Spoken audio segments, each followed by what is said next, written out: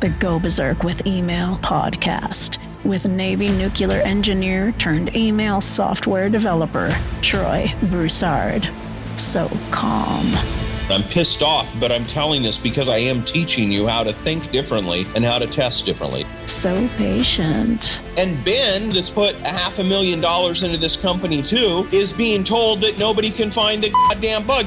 So charitable. I'm going to start paying bounties every time somebody finds a bug. We're going to deduct $10 that week. So trusting. Do not assume that anything works. Assume that nothing works. And so sweet, it makes sugar taste just like salt. I want to play into the sexiness of marketing automation, but I also want to slap the complexity of it. The Go Berserk with Email podcast begins now.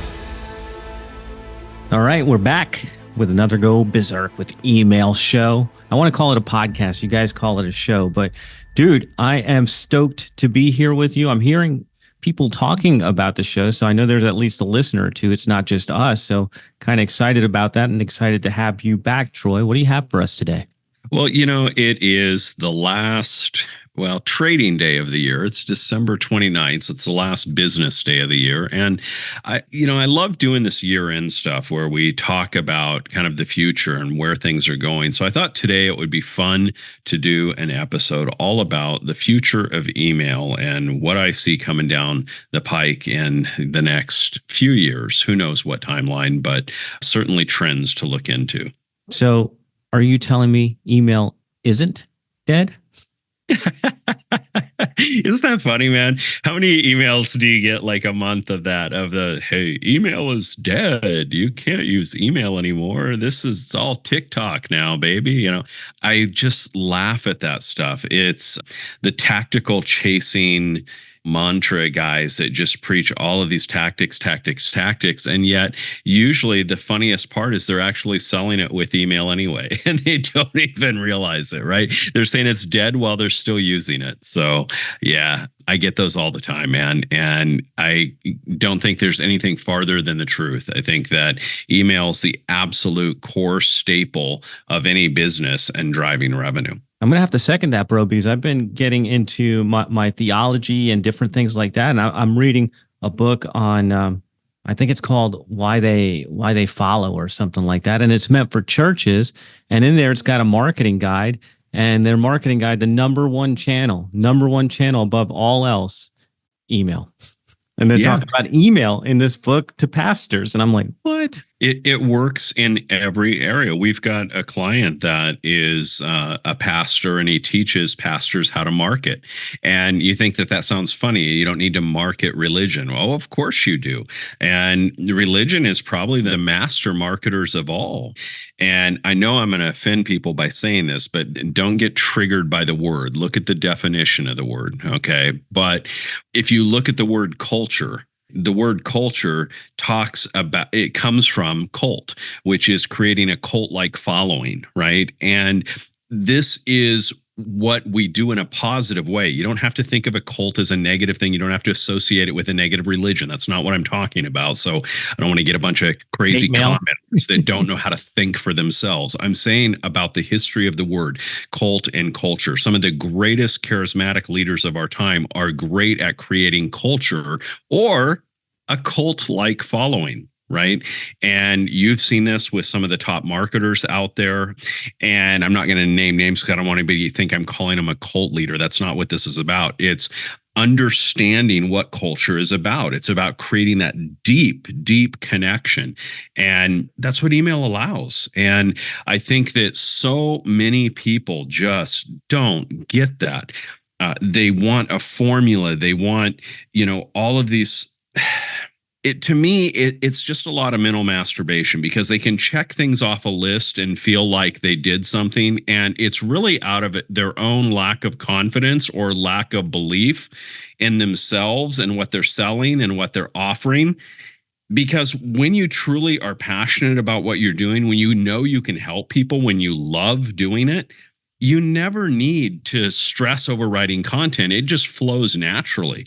I mean, how much preparation do you think I do for these presentations? None of these podcasts have I don't even have notes that I'm looking at in front. We roll with the direction that we need to roll because it's something I'm passionate about. I have history with, I love, I'm involved with every single day. And I think that when people understand that, that's what drives culture. That's what drives connection. That's what drives engagement. It's not some horseshit little thing that you put in your email or a stupid image that you do or some little, there's this, speaking of religion, okay, do you know that there's some guy out there that literally sells this crap that tells people to put a Bible scripture verse at the bottom of your email because it improves email deliverability. What? Can you No. believe that?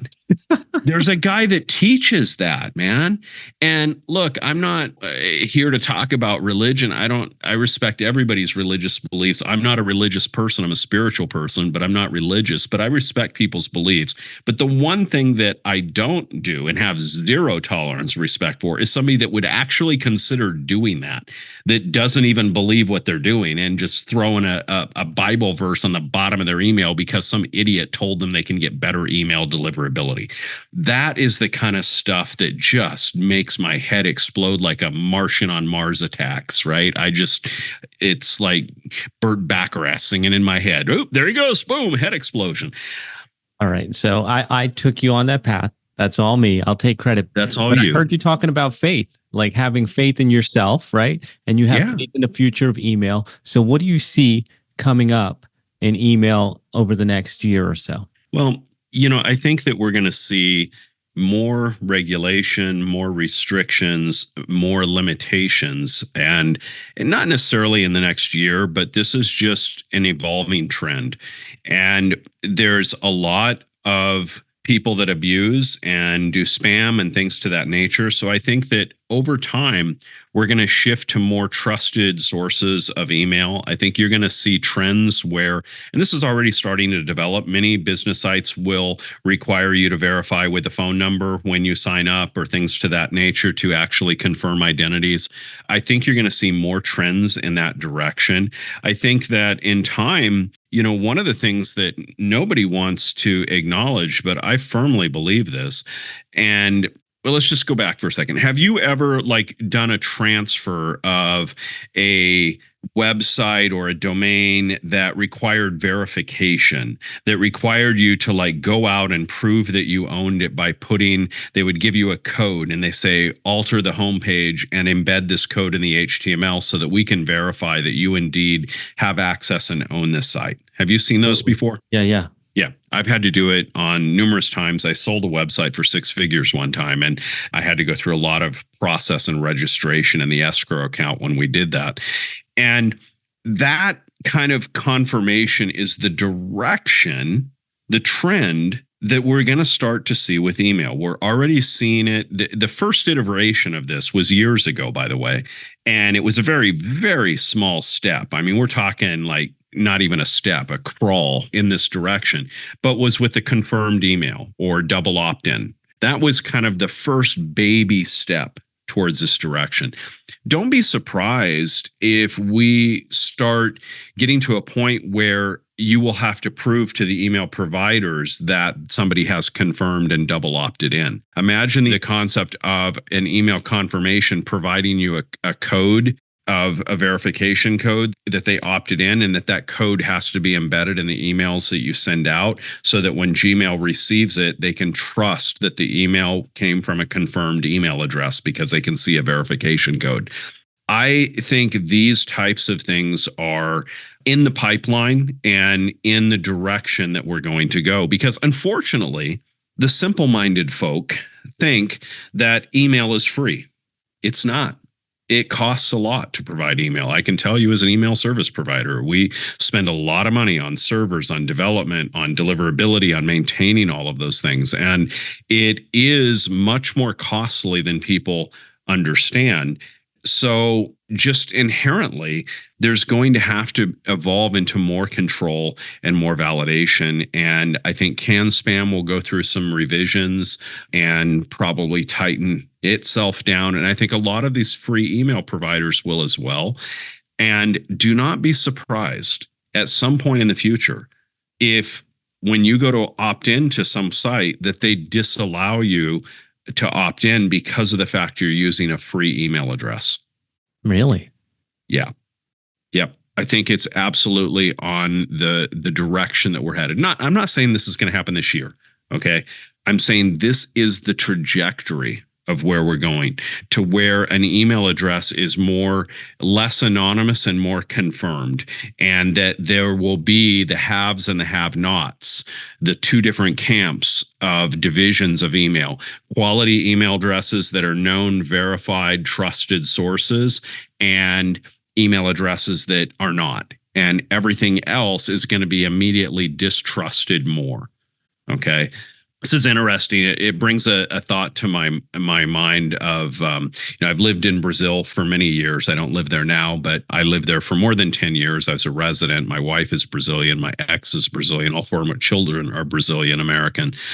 And a lot of comings and goings there. And during that process, there's many different times when I would sponsor someone to come to the United States, or go and write a letter for somebody that had a visa interview in Brazil, etc. And I got really frustrated because I was trying to get someone in my extended family to help them get a visa to go just as a tourist to the United States, and they couldn't get it. And I finally, after going to the consulate in Brazil, I finally got through to the U.S. ambassador in Brazil, the number one head honcho, and had a quick discussion with him, because I was trying to say, look, I've got all the documentation. I'm an American. I will vouch for them. They're not going to do it, blah, blah, blah, blah, blah, right? And he said, he just kind of put up his hand. He said, I respect you. I thank you. You're an American. I appreciate that. But here's what I'm going to tell you. It's really simple. As an American, you are presumed innocent until proven guilty. As someone that is not American trying to visit our country, you are presumed that you're going to immigrate illegally. You're presumed to be guilty, and you have to demonstrate enough evidence to prove to us that we should let you in and that you're a low risk. And he said, bottom line, that's it. Doesn't matter what you write on that paper. That's the way we look at it. Black and white, two camps, right? And I think that's what you're going to find with email. I think that you're going to find with email that we are going to evolve into these two buckets of emails: highly trusted, verified email addresses, and freebie email, which is presumed to be spam in nature. Wow. And I'm not saying that that's where we're at today. I'm not saying it's going to happen this year, but that is definitely the direction that we are headed for. This wild, wild west of cowardly anonymity in the internet is starting to go the way of the dodo bird, right? Everything is starting to get more and more verified, more and more trusted. And, think about it. If you see an email address that is troy@troybroussard.com, well, that kind of tells you a lot. The guy's name, and he owns his own domain. There's an inherent trust there. And if I were given some kind of code that I would need to embed in that, I could easily do that because I own the domain. I own everything. It's mine, right? But skilover69@yahoo.com, what does that tell you? How much trust is there? So this is something that I'm very cognizant of. I'm very aware of. We actually are ahead of the curve on this quite a bit in Berserker Mail, and we don't force this, but Ben and I personally only use confirmed email addresses, and I not only use confirmed email address, but phone number verification as well, because I just already do that. I don't care to have a huge list. I want people that want to be on my list that are responsive. And so after they log in, they get taken to my app to get into free content and stuff, which requires a phone number. And if they opt out of the app, I opt them out of my email list. And if they opt out of my email list, I opt them out of the app. It's all tied together through automation and verification. So I think that Berserker Mail is already well ahead on that path. We already allow for the collection of phone numbers, and we are not doing phone number verification yet. There's kind of a lot of drama there with international phone numbers and international texting, a lot of restrictions coming up. And like I said, this is why I'm forecasting this, because all of these industries are getting tighter and tighter and tighter with their verification. It's a lot harder to just text somebody through a service now today than it was 2 years ago, for sure. Services like Twilio and things like that. If you try to send text to a text list in Australia, for example, or the UK or some of these other countries, you'll have to provide independent verification and identification of your company and prove that you own the number and da-da-da-da-da-da-da.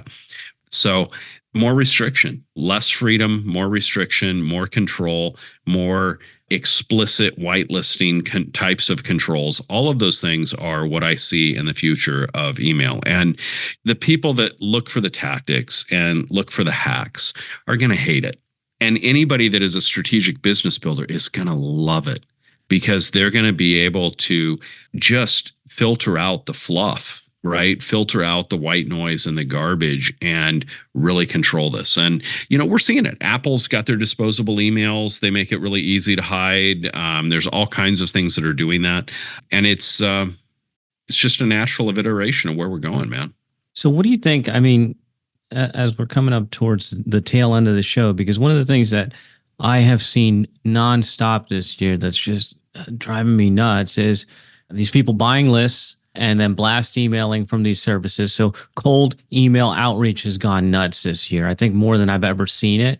What do you think is going to happen to those guys? They're just going to be in the other bucket. They're going to be in the spam bucket, right? They're going to be in the non-trusted bucket. I don't want to say spam, but actually that is spam. By definition, if somebody hasn't opted in or confirmed that they want to be a part of that, it absolutely is.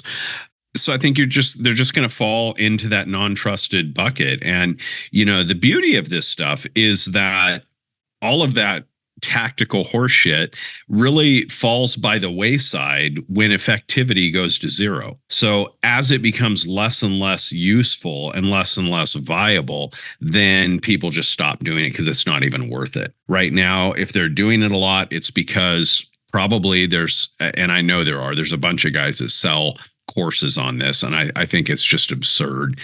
We don't try to dance around the law or dance around the gray area of it. We are just white letter, and then we actually go more restrictive.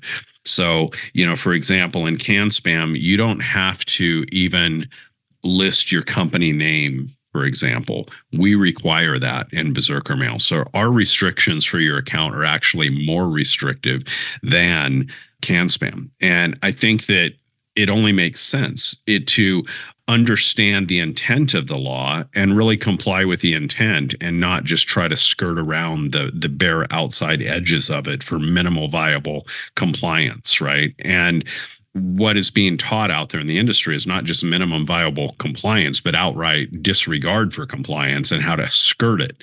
And that stuff, those guys never stay in business long. So I don't really worry about it. So we started off joking about the death of email, but I can't help but think you are describing the death of push marketing and more of a higher qualified lead who comes in looking for you, gets verified, and really wants to hear from you. And to me, that sounds absolutely amazing. I love that idea. Like somebody that really wants to hear from me, what's better than having those kinds of people on your email list? And you guys are ahead of the curve and on the Berserker Mail platform. So I'm kind of excited, and I'm going to be jumping in this year as I'm redoing my website. I can redo my opt-ins to Berserker Mail, so I can't wait. What do you have coming up for us next time, Troy? So the next time we're going to go into kind of a fun subject for me, but we're going to go into talking about shortcuts and the fallacy of shortcuts when it comes to business building with email or anything else for that matter. I am looking forward to it, brother. Thank you guys for tuning in. Thank you, Troy, for dropping some knowledge on us. We will be back in your earbuds next time. To get a free Berserker Mail test drive with no credit card required, go to startmytestdrive.com. From there, you can play around inside the platform without pressure. Load up emails and campaigns to see how simple the interface is, and get comfy with everything before deciding to join. That's startmytestdrive.com. This is the podcastfactory.com.